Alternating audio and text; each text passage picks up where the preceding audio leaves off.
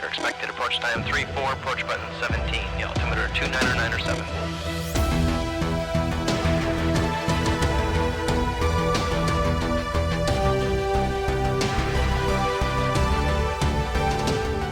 Welcome back everyone, Prickly Hedgehog here with another DCS SITREP, slightly delayed due to the late arrival of a major update to DCS World Open Beta, known as 2.8, which we've been hearing about for the last few weeks. Now, the newsletter emphasized the broad changes the game now features as the core engine continues to evolve to better reflect the realism we expect to see in video gaming these days, including flight sims. In this case, we are referencing moving clouds, weather effects, and dynamic lighting, which has been injected initially into the Persian Gulf map. This will be reflected in lighting sources like street lamps and airfield floodlights to provide a much more vivid atmosphere, again reflecting what we would expect to experience in the real world. So far, based on early experiences with the new lighting effects, I think they've done a nice job, and I have noticed really only a slight reduction in frame rates, but this is only anecdotal evidence and I can't back that up with comprehensive testing data at this time. Overall, as I said, the improvement is appreciated and includes rainbow, glory, and ice halo effects, as well as moving clouds according to wind speed and direction, specific to altitude bands, which means different cloud layers may move in different directions. Some people have queried the validity of this in fast-moving jets. Would you notice, for example, in a fast-moving jet? But it's important to remember that while fighter jets and bombers are powerful machines these days, there's a reason why pilots go through a meteorological class. Weather has to be respected, and I think it's a nice layer of immersion which buoys the realism simmers are again looking for. Again, it improves the quality, overall quality of the flight experience, which is, at the end of the day, an important marketing feature for a sim of this nature, aside from the fun, mission, and campaign developers can have with it as well to add more immersion. I'm sure anyone who's played the latest Raven 1 campaign will recall the horror weather in the first Case 3 recovery. The weather becomes as much of an enemy, if you like, as actual enemy threats themselves. Now, if you're wondering why ED has only implemented the terrain lighting system in the Persian Gulf map, it's been described here as a test case for the team regarding the real-time shading. Real-time shading is what the term they're using here, which is exciting, and it will at some stage be implemented in other maps in the future, so stay tuned for that. Now, in addition to the aesthetic appeal, the ED team have injected a massive number of improvements and fixes to various aircraft in their stable. The top three for ED, of course, being the Viper, the Hornet, and the Apache. Third-party developer Heatblur poured quite a lot of energy into updating the Tomcat as well, which features new pilot and Rio bodies, which are still a work in progress, and some new symbology for the Org-9 radar station to do with jamming, and we'll come back to that topic shortly, and it did in fact spark some pretty robust discussion. Now, getting back to the Hornet, ED have advised that they are refactoring the flight model, flight control system, and landing gear for the Hornet based on new advancements in this area. The same applies apparently to the radar systems, features for look-down detection and tracking ranges, and that will also transfer over to the Viper once completed on the Hornet. Now, the rivet counters will of course be pleased to know that the data transfer cartridge will also be modeled in the future for the Hornet, and like the Tomcat, the team are working on an improved pilot body. The Viper, of course, received some of the most updates and corrections and improvements this week, of which there are really too many to go through. Once again, I will, as I often say, refer you to the change log.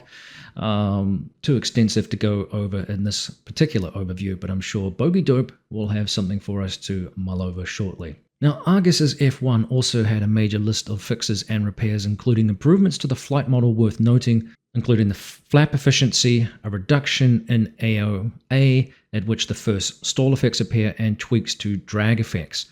They've done a lot of work in the area of gun and missile weapon improvements, and the 3D model has been updated for those looking to create their own skins or liveries. Obviously, several other aircraft received tweaks as well, which you expect with these major patches, and improvements were made to various campaigns as well. Earlier, I had mentioned the jamming effects for the F-14's Org-9 radar. That is the interference that you get from EW systems, which will now be represented in different ways on the Rio's displays and will be something that you'll need to try to overcome if you're a dedicated Rio player. Now, what I'm going to give you here is both the Reader's Digest version of what Heatblur provided, which really was a simplification of what is really a very complex system. So this will really be a plain Zimmer's guide to EW or electronic warfare. I'm not an expert in this area. It's going to be very broad. It's going to be very basic. So bear with me as we take a rather plain man's guide to this particular topic. And part of the reason that it is able to be gleaned, if you like, or discussed in a broad way or a simpleton's way is because of the caveat that anything to do with radar and electronic warfare, either in DCS and certainly in real life, are highly secretive proprietary systems that any representation of those systems in the game, for all intents and purposes, are massively simplified. It's the reason why there is that disclaimer when you open up the game about the weapons and systems in the game not being endorsed or representing end products by the various manufacturers involved in their development. Basically, ED is looking at how this might work, and here's how we can try to recreate it in the game. It's not necessarily reflective of what we actually have in the real world. And I think that's an important distinction to remember. Of course, it does provoke quite a lot of discussion and debate about whether or not we should be trying to implement these things in the Gen 4 aircraft anyway, which is a valid point. But now, in the ongoing forum discussions about the way in which the system was represented, there was some pushback from the community about realism and how it would work. As you can see where I'm going with this. So Heatblur reminded everyone that ED is responsible for the jamming effects in the game, and the best rudimentary guess that I could make from the statement was that there is a jamming effect which is basically on or off, which interferes with our radars. The radars start ghosting in and out and you can't get a lock. So it's a pretty broad way of reflecting EW systems. Now, additionally, given the lack of open source information about jamming, we shouldn't therefore get too uptight about how realistic the system is because, as I said, it's potentially a best guess or a best way to represent what that might look like without SMEs and other experts coming in to clarify how that might look. Nonetheless, in order to bolster the immersive experience that this kind of interference brings for dedicated Rio players, of which I'm sure there's far less of you than there are F-14 pilots, Heatblur still felt it was worth spending some time trying to replicate the mechanisms in which a Rio in real life might try to overcome these hurdles to locate, say, jamming aircraft or defeat that electronic warfare curtain. There are a couple of interesting real-life interviews produced recently on people in the industry discussing aspects of electronic warfare on the battlefield. And one was the Fighter Pilot podcast, who had I think it was a Growler pilot who was, or Wizzo, that was talking about how they basically use these systems and what kinds of effects you could expect to see. And then the more recent sister podcast that the channel has produced, and that is the Fights On podcast, had an interesting discussion with Ward Carroll recently, who was part 3 of a long interview with 2 other pilots discussing his business in the Rio engine room. Now, both interviews, as I said, kind of shed some light on the use and witchcraft behind these systems, which again are broad due to the sensitive nature of the topics. But I was interested to hear Mooch describe even comms could be affected in some EW environments. And I can't attest to this. Again, I'm not an expert in this area, but I would not be surprised if this is still occurring today. Let's say, for example, it didn't take much for Ukrainian forces to hack Russian comms and feed misinformation to them. So as long as we've relied on the airwaves to transmit information, there's always been ways to compromise radio waves and signals bouncing over long distances and even potentially some short distances. Now, again, in DCS and in real life, jamming effects primarily have BVR sensors, and at some point, though, even with the jamming, as you get close enough to the source of the jamming signals, powerful radars are able to burn through the disturbance and the noise, and this will allow you to detect your airborne threats. Once within visual range, of course, this is largely irrelevant. IR missiles don't really care about jamming, and nor do cannons or the Mark I eyeball. So there you have that. So primarily this interference references ways in which F-14 crews would use the AIM-54 Phoenix, and it can indeed be used to home in on jam systems, or HOJ, so home on jammer, wherein the missile basically tracks the strongest interfering signal and kind of goes after it. It's the missile equivalent of Liam Neeson. I don't know where you are, but I have a rough idea, and if I find you, I will kill you.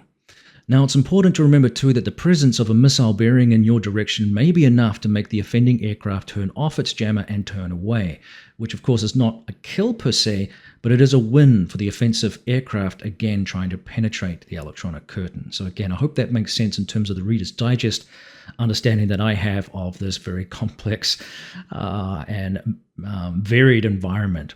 So, as I said, as you can imagine, the topic is extremely complex, and even today, aspects about how Rios used the AUG-9, I believe, are potentially classified. I have heard Dave Bio-Baranek, one of our more famous Rios in the social media world, on YouTube and elsewhere, in discussions, self-editing when getting into the nitty-gritty and the weeds about target acquisition with non-cooperative aircraft. And this is decades after he even flew in the aircraft. And I think he actually does have a individual video on the AUG-9 as well, and how radar works, which is pretty cool. So something to check out if you're interested in this particular topic. Again, I want to stress I'm not an expert in this area. I'm not a real pilot. I'm not a real wizzo. I've had no experience with these systems. These are my best guesses, and I think that's important to keep in check our expectations about how real DCS gets or should get when mimicking or simulating some of these things. The game does a great job of allowing average people like me, and maybe even you, the opportunity to pretend to be a fighter pilot in a simulated world. There's nothing realistic in my video last night when I was flying the MB339, starting in midair, pausing the game to fix my control bindings, and then with no formal training whatsoever, getting into a BFM match on the Nevada range map. That's not realistic, right? But it's fun. And it's fun to try out something I could only ever dream of doing in the real world from the comfort of my own office. And it's fun to experience the recreation of these very, very sophisticated aircraft in many cases, and pretending what it would be like to be a pilot and testing yourself a little bit in that environment, which most of us unfortunately will never really get the opportunity to do. Certainly I'm way too old. That dream has long since sailed for me. And so this is a hobby that I enjoy. And I think it's important to keep some of that in check and enjoy the good work that ED does without trashing third-party developers over a lack of realism. Having conversations with real pilots, when we bring this up where somebody says, oh, this is not very realistic, some of these pilots actually laugh, because there's so many things missing from DCS world in terms of pilot experience that we need to just, keep things into perspective. I'm not pulling 4G, 5G, 6G in my office chair, scanning, looking over my shoulder for an enemy bandit. That can't be recreated. I'm not having that experience. And I've also, if you've listened to those recent podcasts that I mentioned, you'll know that there are sometimes 16-week courses in just ground school before you even get to jump into the jet. So we're missing a lot of experiences and training in DCS world. And yet here we go. I get to jump into an aircraft I've never even flown before after downloading it and flying it around like an absolute idiot. You can do that, or you can have what is also fun to do in this game is trying to learn and treat these aircraft as professionally as possible. That's the real challenge of DCS, and some of the reward of making it look realistic, which comes with practice. Now, if you can't make it look realistic, one thing you can do is edit it to make it look realistic, if you see what I mean. All right, speaking of the MB339, as you saw, this was released as part of yesterday's patch as well. And it's a nicely modeled little aircraft. Like other planes of the type, it's easy to see why it's a trainer with a stable flight handling characteristic. It's not too fast, and of course it has 2 seats, which is very important as a trainer, and it's been well recreated, like I said. Now, the India Fox Echo team have gone into a lot of detail to bring us a faithful recreation of this well-known aircraft, which emerged in the early 80s It's a famous Italian trainer. I believe we even used them back in New Zealand in the late 80s or so, before they were retired, once unfortunately the fast jet program was cancelled. There's still some work to be done yet, of course, and I imagine player feedback will no doubt be helpful to the developers as well, who are no stranger to the flight sim environment. This is their first paid-for module in DCS World. There was a free module for this aircraft as well, so you don't technically have to buy it, but if you want to support the developer and if you're interested in this aircraft, I always recommend that. And of course, they are working on the G91R, which is a Cold War era, small Italian designed fast jet as well. That will come out sometime later. So well done to the team. I think it's a nice first effort to do a full fidelity module of this nature, and I'm looking forward to the continued development of it. And I'm hoping to find more time to fly it, because it's relatively simple to fly, relatively easy to start up actually, and it doesn't get away from you like some of the other jets do, like the F-18, like the F-16, which have very complicated systems to learn, even if the jets themselves are relatively easy to fly. And we saw that with some of the John Rain interviews recently, where they have talked about some of these modern jets being relatively easy to fly, but hard to master, hard to fly well, and hard to get to grips with those complex systems in the MFDs, etc., etc. Powerful systems, very, very useful, great for SA and great for dropping a lot of weapons, but they can be a real distraction, if you like, and a hindrance to sometimes enjoying flight when you're on limited time and you just want to go out there and play. Some of these smaller jets shouldn't be overlooked as having real fun value and enjoyment factors, and still make you look pretty good without having to get your head down in an MFD and wander off course. So let me know what you think of this little aircraft's introduction. I think it's a positive one, and we'll see how it develops. Now, speaking of modules, I think we have to discuss some big news in the community this week, and it looks like it's going to be slightly disappointing news. We learned that Heatblur have announced that they have struggled to maintain their developmental pace this year, not of their own choosing, of course, rather due to staff residing in the Ukraine and logistics in Ukraine as a result of the war going on there, and also personal issues for some of the developers setting their pace back a little bit. Even though they had tried to overcome some of this by hiring more staff, obviously you know where this is leading, and it's looking unlikely, unfortunately, that we will see the release of the F4 Phantom as previously announced this year. I'm sure this is going to be a big blow for many of you. Now, the team were apologetic. They didn't specifically state what the time frame was and how much of a delay it's going to be. They didn't pin that down, and they often don't. So we don't know when it's likely that we're going to see the aircraft's release into DCS World. With only a few months left of the year, and there were promises that it was going to be a 2022 release date. Obviously, with the volatility of Eastern Europe right now and other affairs and influences, it's reasonable that we're unlikely to see it in 2022. And I think that's something we should bear in mind. Now, as I previously described, both the Strike Eagle and the Phantom were expected to be 2022 releases, and certainly we have seen big strides in the Strike Eagle's readiness, with Razbam willing to give us informal updates on the Big Bird's progress. Whether that's a launch this year also is a little bit in doubt. As promised, it was going to be 2022, but that's still to be determined. I'm sure any delay in the Phantom's release will be disappointing to fans who've been asking for it for years now. And Heatblur's announcement late last year and the beginning of this year was a massive relief for a lot of community members that the project wasn't in fact dead, and it was just simply a matter of when. When? Well, now we'll just have to wait and see. But we wish Heatblur here on the SITREP all the best for its ongoing development. Hopefully they can give us a little bit more tangible news. And of course, they do have some great aircraft coming with this game in the future. We're talking obviously the Phantom. We're talking the A6 as an AI asset initially, and then hopefully as a full fidelity module. And later on, we'll see the Typhoon 2, which is that co-op between Heatblur and True Grit. So they also described that they're doing a lot of work with the Jester AI as the Rio/Wizzo for obviously the Phantom, but because the A6 is also a two person aircraft, I imagine that any flow on will be beneficial for that as well. So we've got quite a lot of things to look forward to, even if the initial release date has been potentially set back. Let me know what you think of any of these topics and the 2.8 release, which I'm still experimenting with, in the comment section below. This brings us to the end of another SITREP for this week. On a personal note, sooner than expected, thanks in part to a recent resignation.